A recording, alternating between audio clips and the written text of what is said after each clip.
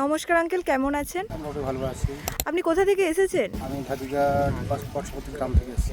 আপনি রামকৃষ্ণ নার্সারিকে কেন বেছে নিলেন? এলাম এখানকার কাঁঠাল চারা খুব উন্নত মানের। আমি ওখান থেকে প্রায় 6 মাস 7 মাস আগে নিয়ে গেছি। এবার সেখানে এর মধ্যে দেখছি 3-4 মাস 5 মাস হওয়ার পরে কিন্তু মুচি সব গাছগুলো চলে এসেছিলো। গাছগুলো ছোট থাকার কারণে আমি মুচিগুলো সব ফেলে দিয়েছি। এখানে ছোটো গাছ তো সেই কারণে রাখিনি আর কি। এবারে সেই পরবর্তী সিজনে আমি চেষ্টা করছি রাখবো। আপনি কি বাগান ভিজিট করেছেন? রামকৃষ্ণ নার্সারি যে সমস্ত বাগান গড়ে দিয়েছে, হ্যাঁ, মোটামুটি করেছি। তার ফলও মোটামুটি ভালো। এক একটা গাছে কত করে ফল ধরে আছে? তবু আনুমানিক মোটামুটি একটা যে জায়গায় ভিজিট করেছিলাম মোটামুটি একটা গাছে 20-30 কিলো করে হচ্ছে, আরও ফল হচ্ছে।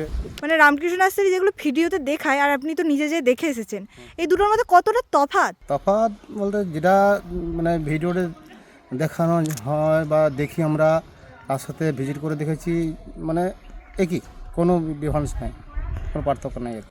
আপনি তো আমাদের থেকে আগেও গাছ নিয়ে গেছেন, আজও এসেছেন গাছ নিতে। আপনার কোথাও যে মনে হচ্ছে না 165 টাকার চারা কিনে আপনি ঠকে যাচ্ছেন? না, এবারে যে হারে মানে ছোট থেকেই মানে ফলটা চলে আসছে, সে সূত্রে আমার মনে হয় না যে চারা নিয়ে আমি ঠকে গেছি বলে।